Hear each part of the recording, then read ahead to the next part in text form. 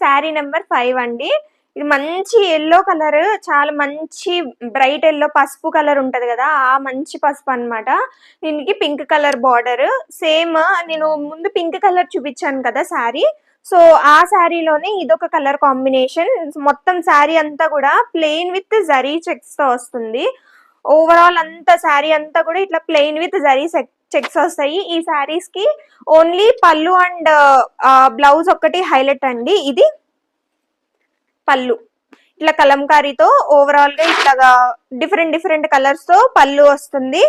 And ఇవన్నీ కూడా zari lines same ముందు శారీ ఎలా అయితే ఉందో సేమ్ కలర్ అన్నమాట. అండ్ ఇది వచ్చేసి పళ్ళు.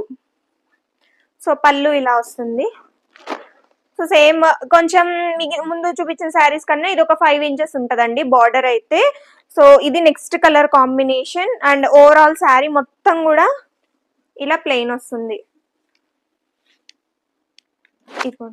ఇలా ఓవరాల్ శారీ అంతా కూడా ప్లెయిన్ వస్తుంది. స్టిక్కర్ అంటించింది కదా, సో ఈ శారీకి ఇక్కడ కొంచెం థ్రెడ్స్ అనేవి బయటకు వచ్చినాయి. బట్ అవి ఆ హ్యాండ్ ఓవెన్ లోనే కాబట్టి మనకు అసలు కనిపించని కూడా కనిపించట్లేదు. సో ఇది ఈ శారీలో ఉన్న మిస్టేక్. అయితే ఈ శారీకి ఇక్కడ స్టిక్కర్ అంటించింది, చూపిస్తున్నాను.